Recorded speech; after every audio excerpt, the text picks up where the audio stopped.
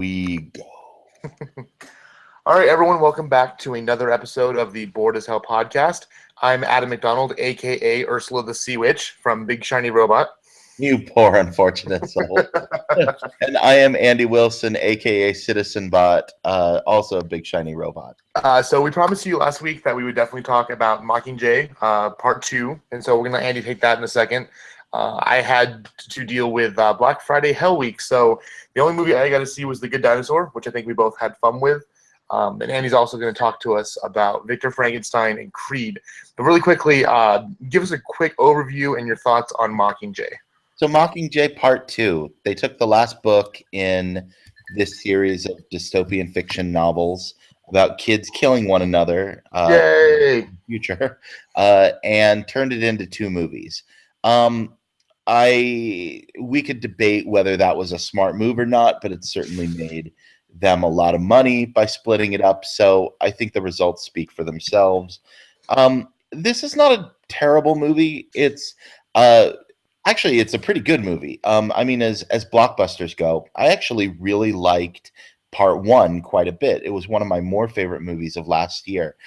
That being said, I think I liked this one just the tiniest little bit less. I don't know exactly why. Maybe because it's the final chapter, and like at the end, I was just so amped up. I'm like, I want to see what's next. And now it's like, oh, it's over. I don't really want to see what's next. And this movie suffers from the same problem that Return of the King did, where it has like 4 endings, and it's like, okay, why we didn't stop yet? Wait, I thought we were done. No, we're not done yet. Okay, we got another scene. Okay, now we have another epilogue. Okay.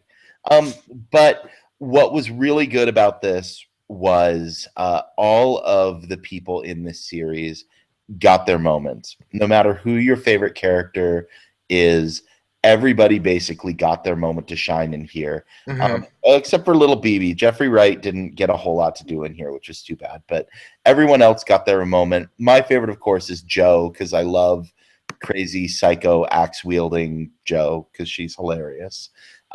So there was some good stuff with her in there. Finnick is, for anyone who is a fan of Finnick, Castor and Pollux, they get great stuff to do.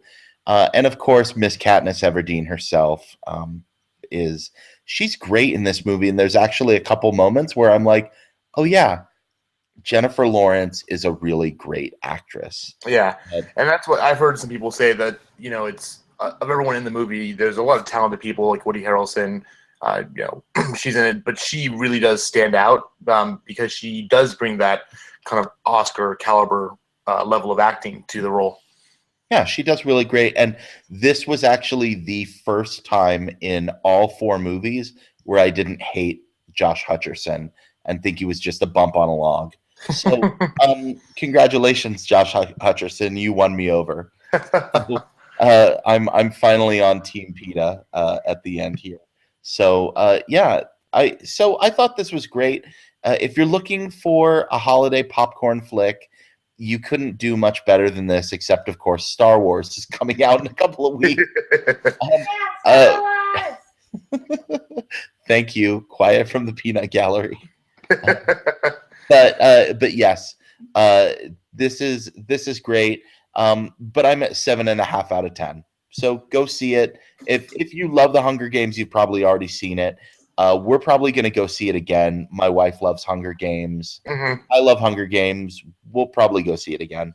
But yeah, this is good. Yeah, well, again, it's definitely one on my list. The final book in the series, Mockingjay, was my favorite book. I know a lot of people didn't really feel that way, but especially the end and the way the kind of ambiguous, the ambiguous morality, even of the quote unquote good guys, comes into play. I think that's really cool. Well, that was my favorite thing about it, and something that I thought that they actually did really well, both in the first movie and in this. Although I think they did it slightly better in Part 1 than this, where the whole time I was incredibly suspicious of both Julianne Moore and Philip Seymour Hoffman, and I'm like, what are their real motives? What's really going on here? And when you get to that final climax with with Julianne Moore as President Coin, and you see what is really going on. It's great, and the fact that you've got this very young cast, but then you've also got it anchored by these pros like Hoffman and Moore, and man, Donald Sutherland does a great job in this. I mean, he's done a great job the entire series, but those three really, shine, showing how awesome they are. And it's sad that this is probably the last movie we'll ever have of Philip Seymour Hoffman. I don't think there's anything else out there, but what a way to go out, man. And this is really great. Cool. So yeah, Mockingjay, definitely one to go check out. Now, how did you feel about Victor Frankenstein? Because I've been seeing a lot of mixed stuff about this one. Well, Victor Frankenstein is a very mixed bag. So it's pretty much, are you saying it's a Frankenstein monster of a movie? Not quite. Forgive me, I'm really high on cold medicine. No, that's okay. But okay, let me run down this cast right here, because this is really impressive. You've got Daniel Radcliffe playing grown-up Harry Potter. Yeah, of Harry Potter. Harry Potter of Harry Potter. Yes. James McAvoy as Victor Frankenstein. Awesome. Professor X. Tons of other stuff. Really talented. Jessica Brown Findlay, who was Lady Sybil on Downton Abbey. Super classy. And Andrew Scott as a hell-bent Scotland Yard inspector coming after them for doing these unnatural experiments. That's a great cast, right? Oh yeah. Those four could sit around reading the phone book and I'd be entertained. I wish they had sat around and read the phone book.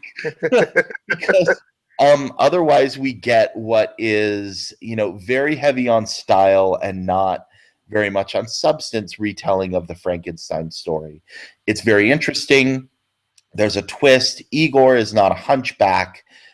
He's a circus performer who Victor Frankenstein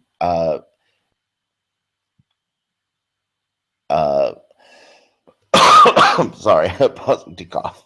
Join the club. Yep. Who Victor Frankenstein rescues from the circus and says, "Oh, you're not a hunchback.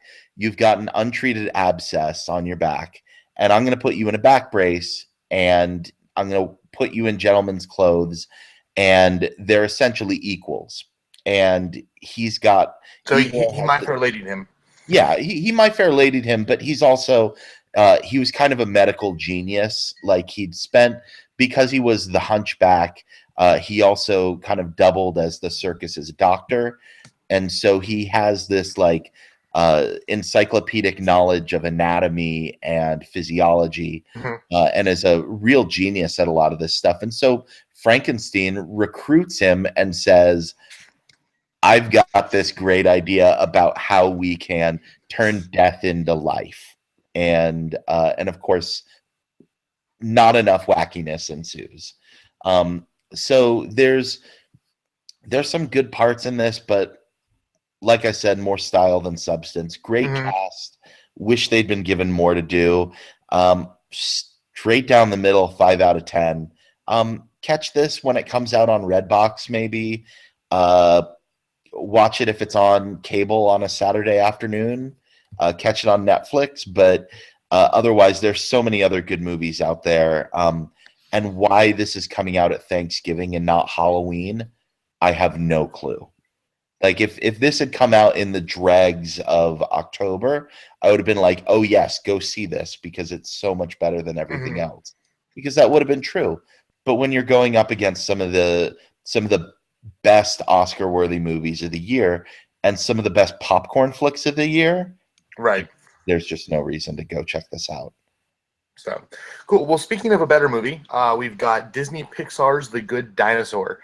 So this tells the story of what would have happened, 100 million years ago if the asteroid that came and hit Earth and wiped out the dinosaurs instead kind of harmlessly passed by and was just a shooting star in the sky.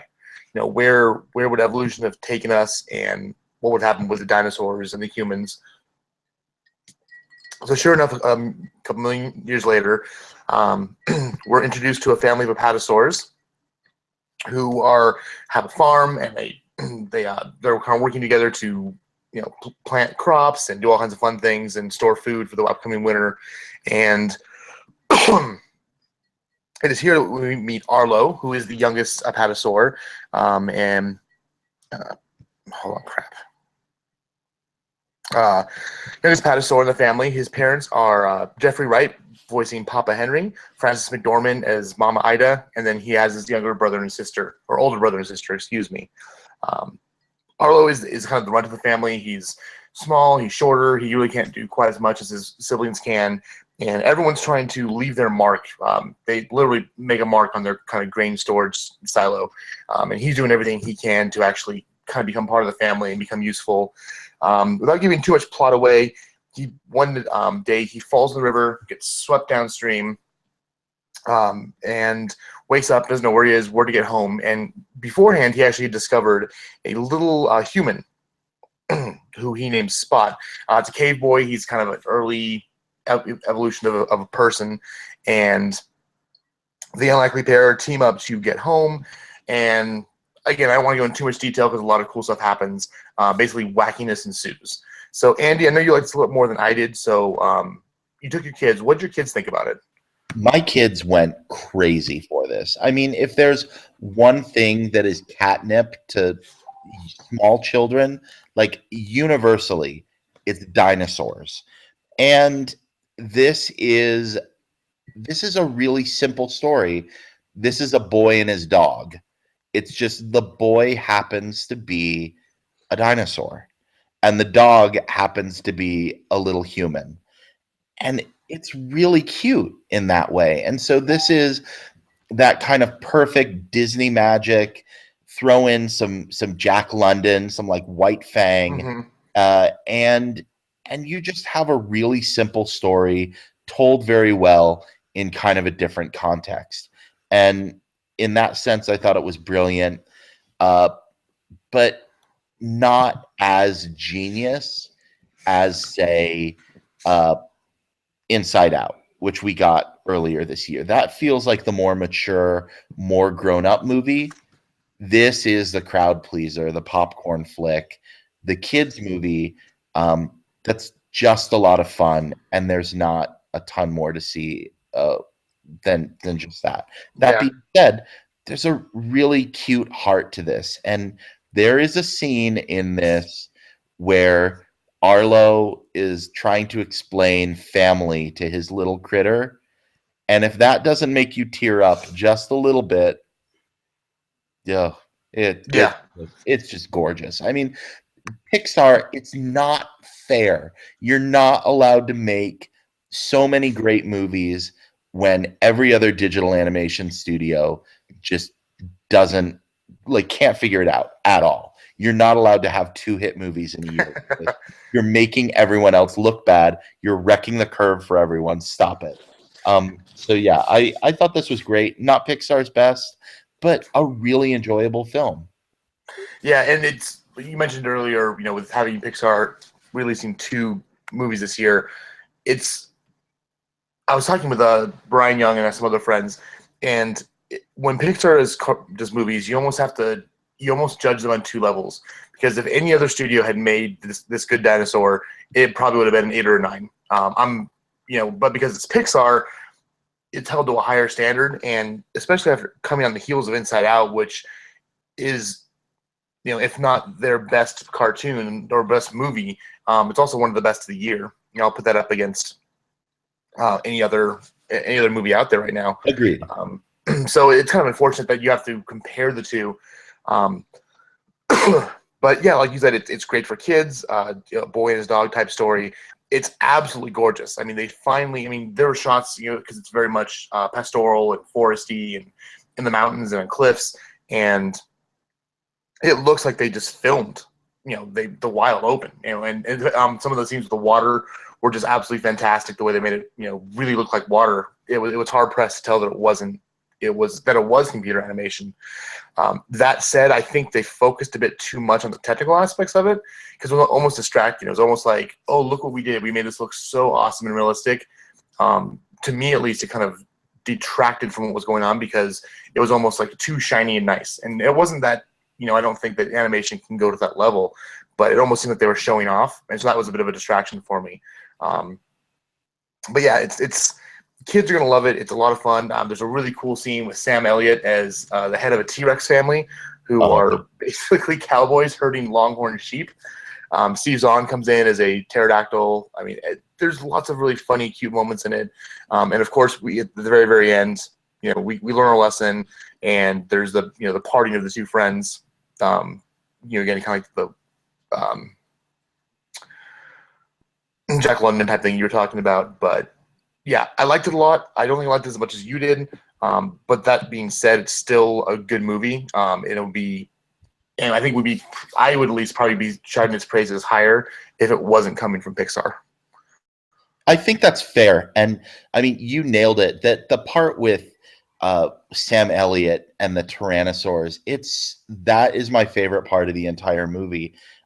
Because I rip on movies that do this where it's like they don't know what they're doing. And then there's this middle part that suddenly like it turns into a totally different movie for 20 minutes. Mm-hmm. Except Pixar can get away with that. If you remember Toy Story 3, they did the exact same thing, and suddenly the toys were in The Great Escape for 20 minutes, and it was so good. This movie turns into a full-blown Western for 20 minutes where they're out trying to get the Longhorns back from those cattle rustlers, and Sam Elliott sitting around the campfire telling stories about how he got his scars. And oh, it's so good. It's so good. And I do think they probably did spend maybe a little bit too much time over polishing this. This movie had been in development for a long, long, long time with all sorts of script problems, and they changed directors and all kinds of it was it 2013 it was supposed to come out originally? I know it got pushed back a lot. It's been a long time. So I think that the animators probably like, well, I guess we can go in and do some more digital shading on this. We're getting paid by the hour, folks. And then, but before we go away from the visuals, there's this great reverse Jaws reference at one point. Yes, where there's this cloud bed up at the top where it's completely flat, and then you see these little points sticking down around it, and they start circling, and the music starts going, and you're like, oh my gosh, this is Jaws.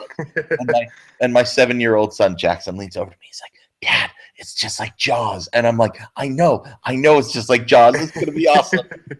What's horrible is I was talking with our good friend Brooks the other day. I just literally 3 days ago finally got the Jaws reference in Finding Nemo. That's a good one too. Yeah, because they go to the sharks, and they're the Sharks Anonymous, and the shark's named Bruce, and that was the name of the shark from Jaws. So I felt really stupid because it was two of my favorite movies of all time, and I should have caught that reference when I first saw it. But yeah, speaking about Jaws and everything else with Pixar, that's how that kind of ties in. So so where are you at with this one? Yeah, I'm at 7.5 out of 10. I agree. If any other studio had put this out, I would probably be like, oh, this is a 9 out of 10 movie. I expect a little bit better out of Pixar, but it's still really, really good. And you're not going to go wrong taking your kids to go see this. Yeah, and I'm at a 7. Like I said, for any other movie, probably 8 or 9. For Pixar, this is about a 5.5, a 6. But you got to be generous and combine the two together, because it's almost, like you said, it's almost unfair that we're getting such wonderful animation and such wonderful stories from, one studio who, aside maybe from Cars 2, really has never had a flub. So they've set the bar so high that, where do you go from there? The one thing I do want to mention before we go on to Creed was make sure you get there on time for the animated short at the beginning.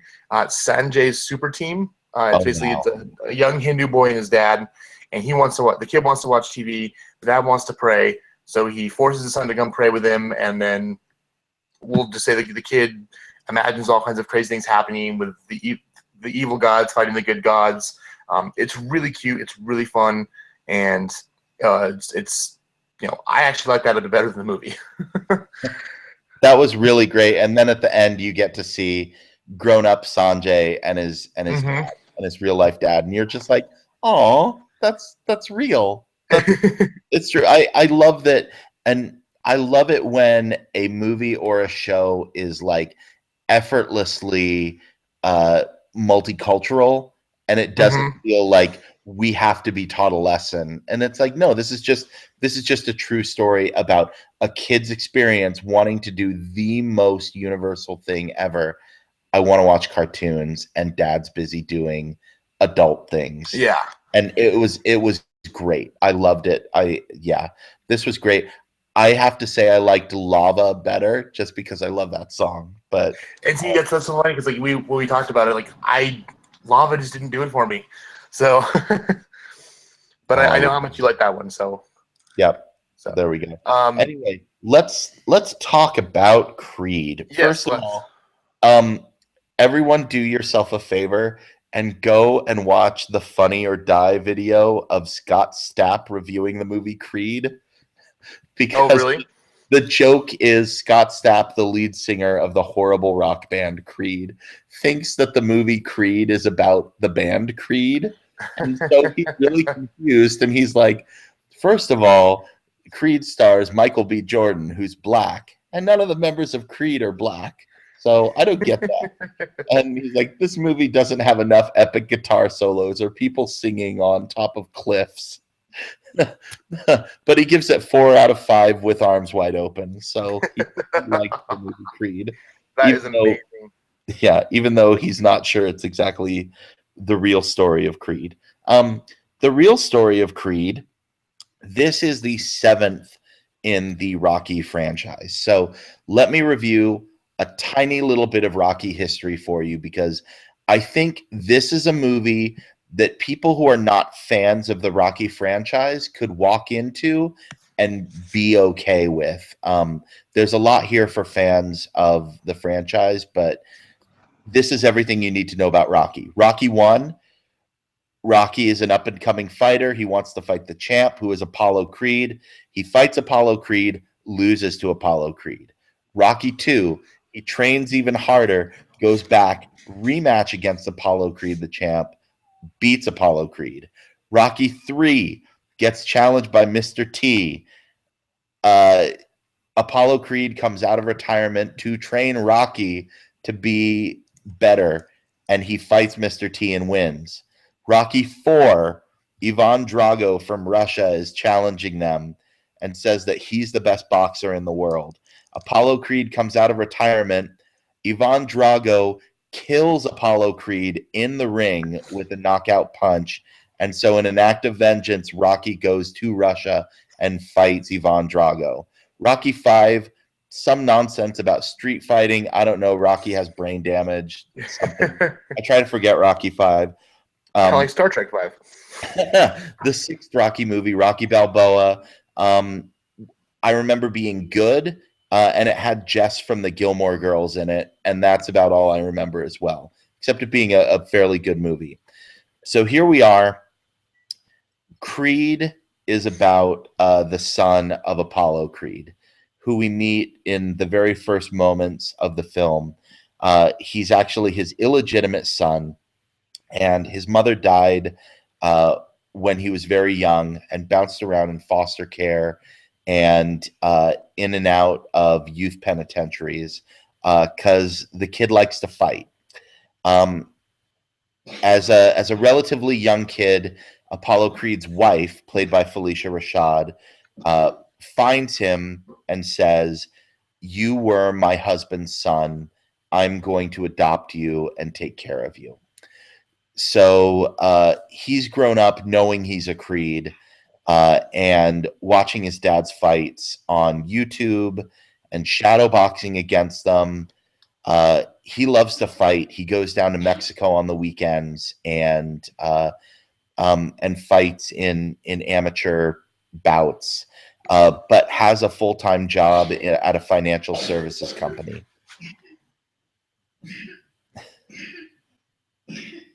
More coughing from the peanut gallery. Yeah. Okay, we're going to pause for just 1 second. Well, because my wife just got home. Hello. Yay! Yay. Hey, I'm gonna get some more iced tea. I'll be right back. Okay, go for it.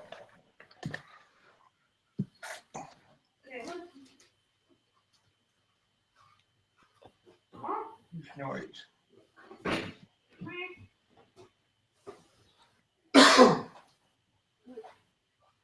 You can distribute food.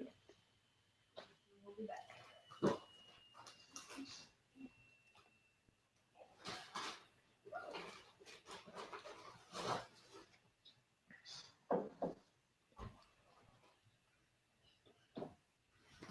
Gracias. Lulu? Gracias.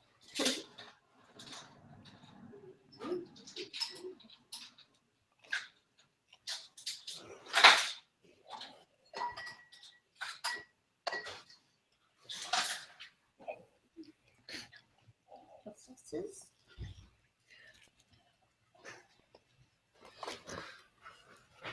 Thank you.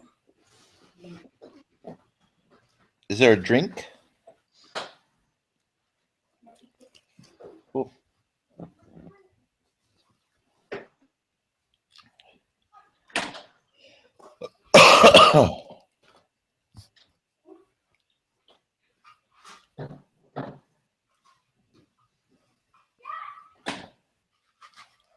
Thank you.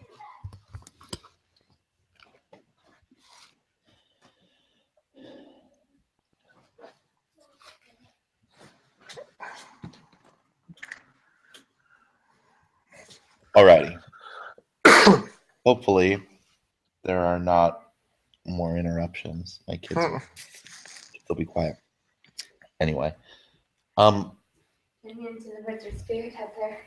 okay. Are we all done? Can we be quiet now? I don't know. Can you ask Jackson to be quiet too as he comes in? Okay.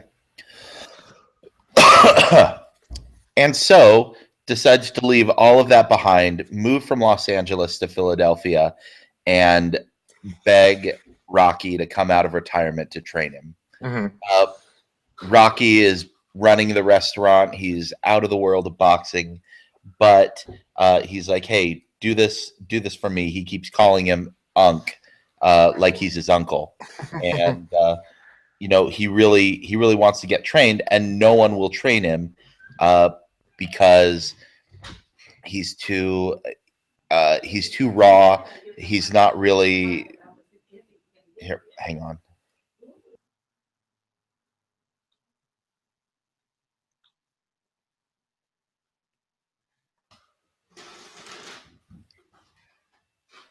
All right. No one will train him unless he trades in on the Apollo Creed name. But even if he does trade in on that name, then no one wants to train him because those are like too big of shoes to fill. Like, I don't know. Think about if this were a real person, this would be like the son of Muhammad Ali or George Foreman or someone like that who was, undisputed as one of the greatest ever. So Rocky inevitably says, "Okay, yeah, I'll train you," and but he says, "I'm going to fight under my own name, under my mom's name, which is Johnson." Now his first name is Adonis, and he goes by Don. Mm-hmm. Think about that for a second. He wants to go by the name Don Johnson. That's never brought up in the entire movie, but that bugged me the whole time. I'm like, why is everybody calling him Don and Donnie if he's going by Johnson? That's stupid. Like, Adonis Creed, that is the coolest name ever. Like, just own that, buddy. Anyway, so but this follows your fairly typical kind of boxing film, Rocky-esque trajectory, and everything happens exactly as you'd expect. So, that's a problem. It's it's kind of predictable. It's also kind of long, Mm-hmm. and that's also a problem. I mean, this comes in at like 2.5 hours. Um, Oh so wow. yeah, it's kind of epic. It's a pretty good movie, um, but stick around because it goes the distance and it finishes strong. You just have to sit through 12 different training montages Well, to it's a get Rocky there. movie. You have to have that. Yeah, exactly. It's a Rocky movie, so of course they're going to do lots of training montages. And it's not unenjoyable to watch. It just takes a while to get there. But man, the last like 5-10 minutes of this movie is it's what this franchise is made of, and it's what is worth sticking around for. Mm-hmm. It's there's there's one final moment right before the beginning of the final round of the final fight, and it's just they share this moment. It's just perfect, and I won't give it away because it's really great, and I wish the entire movie had been as good as that. Um, because it's not. Yeah, this is your mileage may vary. If you like boxing movies, I kind of do like boxing movies. We've talked about this. This will probably do well for you if you really like the Rocky franchise. There's a lot in here that you're really going to enjoy. Mm-hmm. There's tons of little nods and winks to other things in the series. It never gets quite so silly or stupid as a lot of the other Rocky movies have done. Um, and overall, it takes itself fairly seriously, and it does very well. I should mention that the writer and director here previously worked with Michael B. Jordan on Fruitvale Station, Yes. which is just an absolutely fantastic movie. And if you haven't seen Fruitvale Station before, I think you should actually go see Fruitvale Station, not Creed. But go see Creed. I'm at a 7.5 out of 10. Same place I am with The Good Dinosaur. I think this is a very good movie. It's just not like, oh my gosh, wow, until that final 5-10 minutes, and then Yeah, it see, gets that's how I felt about Southpaw, because even though Southpaw had kind of a bit of a troubled middle that just kind of seemed to stretch on and was, the trials of Job, kind of like, um, Southpaw is one of the best movies of the year that I've seen. So you would say Southpaw's a better movie? I think Southpaw is the better movie.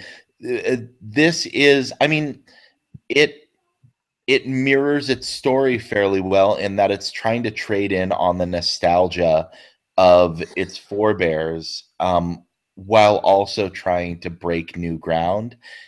And it kind of does both, but it isn't its own thing. Southpaw is its own story, Yeah. and uh, I mean, Michael B. Jordan's a great actor, and I but he's capable of so much more. Again, Fruitvale Station.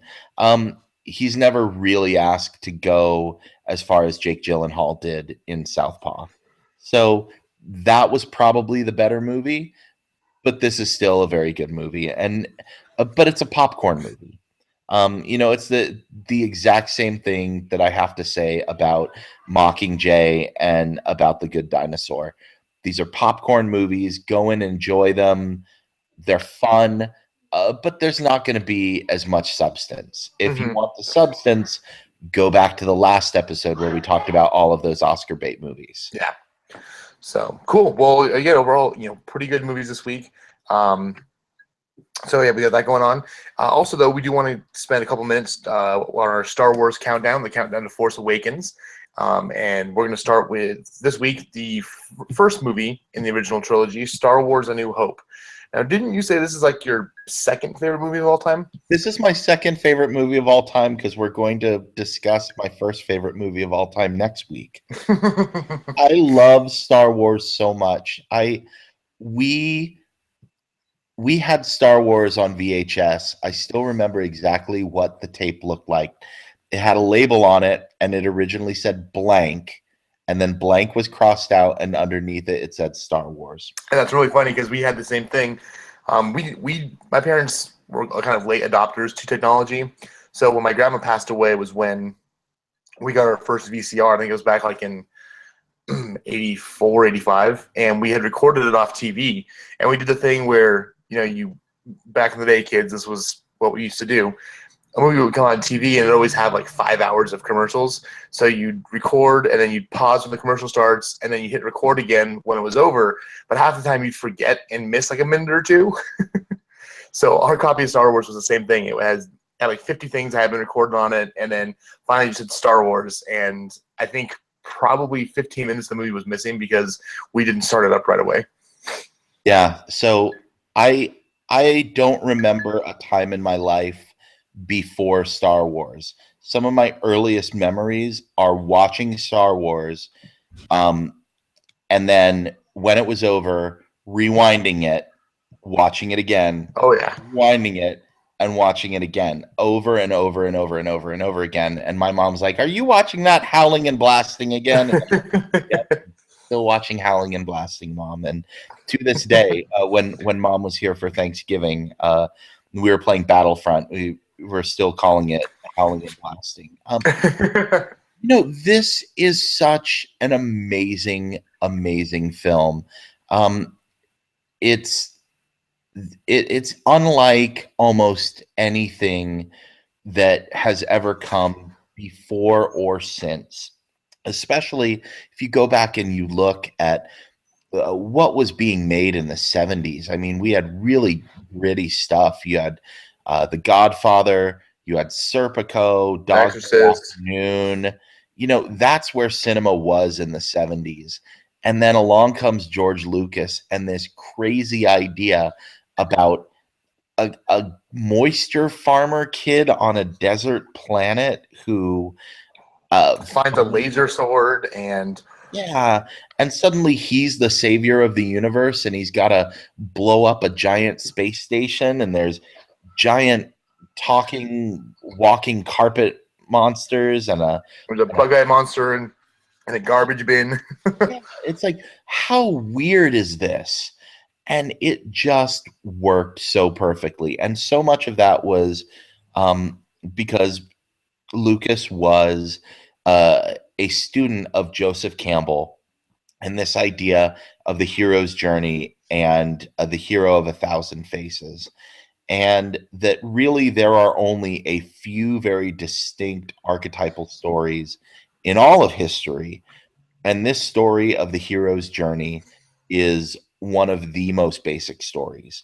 And you have the young kid of destiny, the old wizard who puts him on his path, the villain who he has to defeat, and there you go. And it's just so simple, and yet it's so complicated. This movie is just madness, and it's beautiful, and it's the things that they had to invent to be able to make this work. It's just crazy. And what Lucas was trying to pull from, I mean, when he took the original cut of this into Fox executives to say, I need more money to finish these special effects, they had pasted in old footage of World War II aerial dogfights where he wanted to put scenes during the trench run to show, like, this is what I want. Yeah. And this is how they were trying to create this stuff. And I mentioned this last week, that like this was a continual process where Lucas kept going back to Fox and like, I need more money to be able to do this. And thank goodness he did, because this was a huge gamble at the time. So much money, a huge budget on this. And the people at Fox had no idea what he was doing, and they all thought he was crazy. And he kind of was, but we got this amazing movie out of it. Exactly. I mean, before Star Wars, the last kind of big sci-fi movie was 2001: A Space Odyssey. So I mean, like Star Trek came later on. So this really was the first attempt.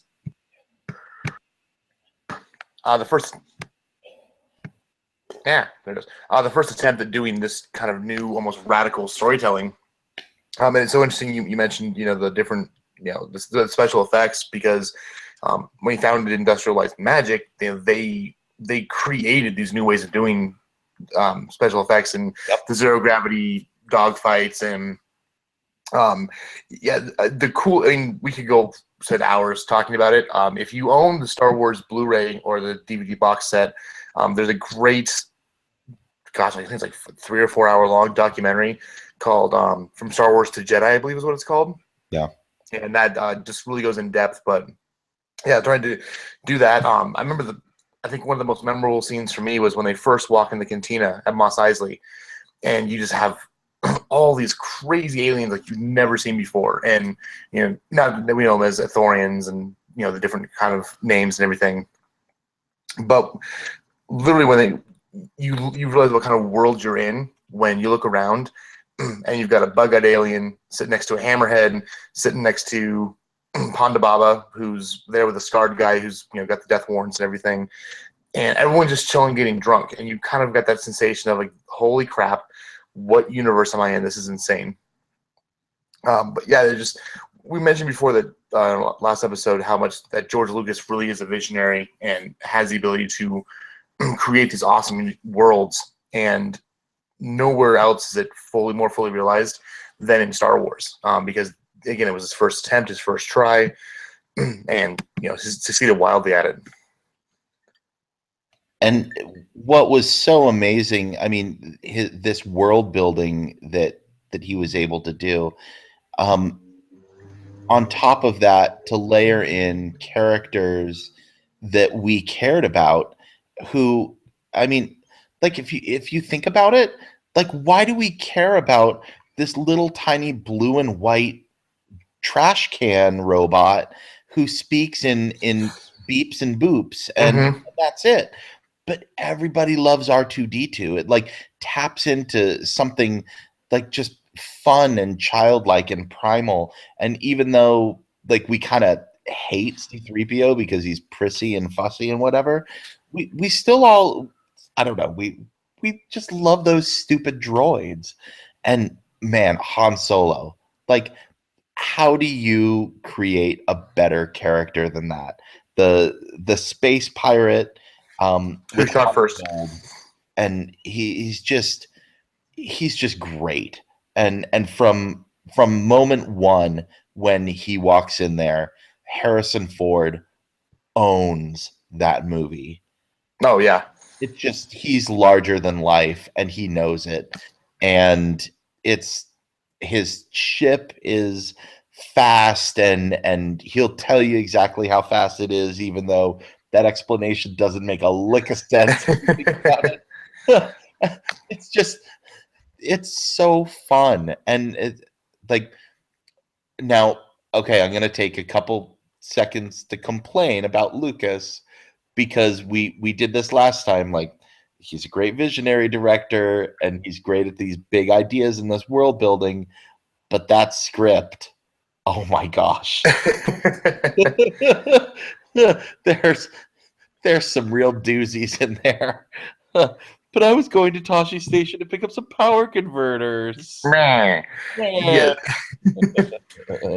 But yeah, it's really cool because as whiny and as horrible as Luke is, because at the very beginning of the movie, he does start to evolve and become this, larger than life character, and see as someone who is going to become the savior of the universe. But he's got to start out as a bratty teenager who is upset that he has to drink blue milk and can't go join the rebellion. Han Solo, I think, always has been kind of everyone's favorite character because, he was the swashbuckling, kind of scoundrel, I guess is the proper word for it. But the one thing I do want to mention before we go too much further or kind of wrap this up is that how utterly important all the work of Ralph McQuarrie was on this. He was the my gosh, yes. He was one of the designers, and if you just Google him, I mean, all of his artwork will come up. But I mean, like, he pretty much invented the way the characters look, like C-3PO, Darth Vader, R2-D2, Chewbacca. He designed these characters. Yoda. I mean, his work on this movie especially, and then the ones to come, I mean, these would have been completely different animals and maybe wouldn't have even been as successful had he not been the one to step in and do so much design work. So he also did stuff for E.T., Close Encounters, Close Encounters. But yeah, if you're not as familiar with Ralph McQuarrie, go Google him, look him up, because you could almost say he contributed as much to the story as Lucas did. It's one of those Stan Lee, Jack Kirby moments.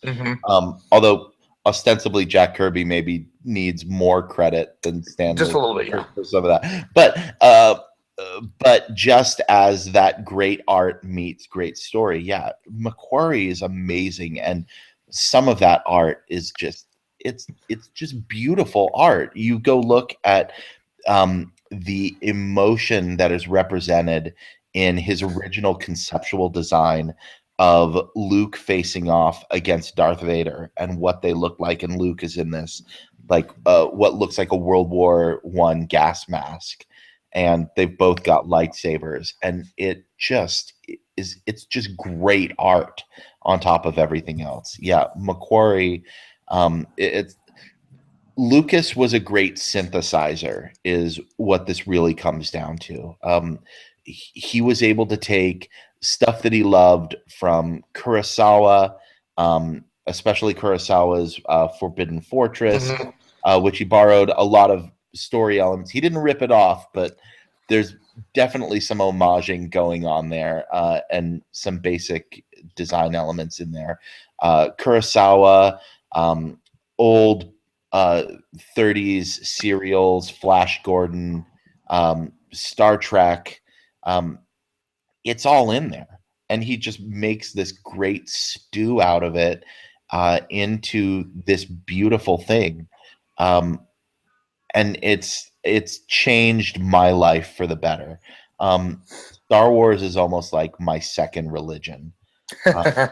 No, it really truly is, and Star Wars has been there for me and has meant different things at different times. For those of you who listened to the Geek Show podcast earlier this year, they talked about something, a twin sons moment, when Luke is off and he feels destiny calling towards him, and he's looking off at those twin sons. I felt that. I've felt that this year. I felt not only a twin sons moment, but I felt more of a kind of the opposite, the looking over the charred corpses of Baru and Owen Lars and your former homestead, and being like, there's nothing for me here now. I have to move on, and I've got to do for me and mine, and it's time for me to face my destiny. There's so much here in what is the most simple story ever, and that's why Star Wars is amazing, is because it continues to grow, and every time I watch it, I enjoy something different and I learn something new. And this is a film that I have seen literally 1,000 or more times. If I literally count up how many times I've seen this movie, because there were years, as I mentioned, as a child, where I watched it and then would rewind it and watch it and rewind it. So we're talking about 3 or 4 viewings a day from the time I was like 4 or 5 to the time I was probably 10 or 11. Yeah. I mean, it's in my marrow, and I could, no more stop thinking about Star Wars than I could stop breathing oxygen. It's that integral to who I am. Yeah, and I think that's one reason, we need to be careful, and that, and by we I mean everyone, going into these new ones, because this nostalgia and this part of Star Wars being part of your childhood growing up, it's a very, very powerful thing. And we've talked before about the fact that people bring that with them, and they expect everything else that's going to come out with it to be as good, or if not better, than what came before. And for all we know, it very well could be. We could be getting the best Star Wars movies we've ever seen coming out. But just keep in mind that everything, all this stuff is being looked at through the rose-tinted glasses of nostalgia, and and also, like you said, it's in your marrow. It's part of you. It was you're growing up.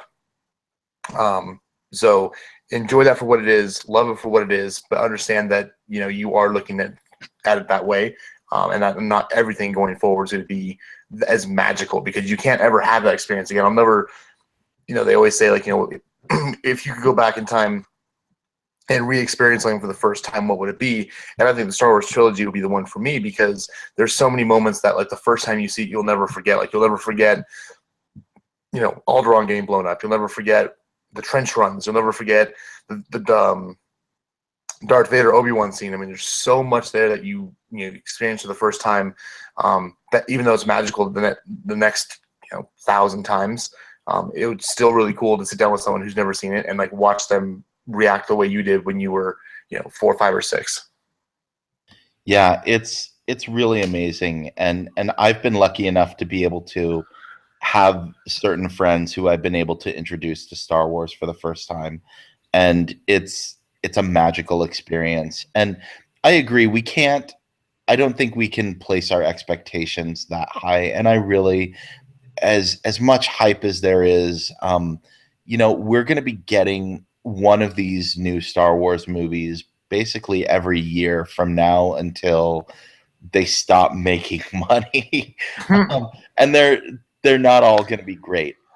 I do, however, have hope, because hearing the way J.J. Abrams talks about Star Wars, he likes it the same way that we do, and for a lot of the same reasons that we do. And he gets these very basic things, the Joseph Campbell aspects, and that Star Wars was great because it was able to synthesize Kurosawa and old sci-fi and Star Trek, and why that was all important. Which leads me to my main piece of speculation about this next movie, is that, in a sense, this is going to be a retelling of Star Wars. That this is going to be a prototypical hero's journey. It's going to be that Joseph Campbell journey. And so I could be completely wrong about that. I think I'm not.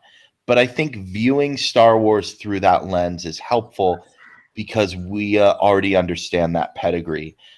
If it's something completely different, then I'm happy to be wrong, and I'll just have my mind blown by J.J. Abrams, because he did something completely outside of the box. But that would be a very Star Wars thing to do, and if that's the case, I'm all for it. And I'm excited with whatever that configuration is. Cool. So yeah, again, I would say easily one of the best movies, one of my favorite movies of all time. I don't know if it's top 2, but I know for me it's definitely top 10. And it's kind of hard, because you almost have to include all 3 movies. I kind of try to consider them as like one umbrella, because trying to pick which one's your favorite. I mean, I can pick which one of the 3 is my favorite, but trying to say that, picking one of them is a better movie than, say, something else is almost like trying to pick your favorite kid. Because in a sense, it is one story being told in 3 parts. So, but yeah, there we go. So that'll wrap us up for this week. Next week, it's kind of slow. I mean, everything's kind of creeping out. Last couple of movies before the holidays. We've got Krampus, which is the horror movie based on the evil demon Krampus that comes to town and steals children or stuff. I don't know. I'm not as familiar with the legend, but it is directed by the guy who did Trick or Treat, which is one of my favorite Halloween movies. And then Spike Lee's new movie, I believe it's pronounced Chirac, comes out with John Cusack, Samuel L. Jackson, Jennifer Hudson, and some other people. So that'll be interesting. And of course, we'll be here with those, and part 3 of our Star Wars retrospective, which is my favorite one. The Empire Strikes Back. Yep, and as a special treat, we're gonna do this live. I'm gonna be in Yes, that's Salt right. Lake this week, and we're actually gonna be in the same room to do all of this. So I don't know if I'll get to see Krampus. I They're not screening it up here, so maybe we can see it together when you come visit. maybe, I get to see The Revenant on Tuesday, and I don't know when I'm allowed to talk about it, but maybe we can talk about The Revenant if I'm allowed to. Hopefully, yeah, that's what I'm really excited for. Iñárritu, of course, did Birdman this year, which is my favorite movie of last year. So I'm very excited to see what he can do with that. So, Yep. again, that'll take us to the end of this episode. So hail Satan and have a lovely afternoon. And may the force be with you. Always.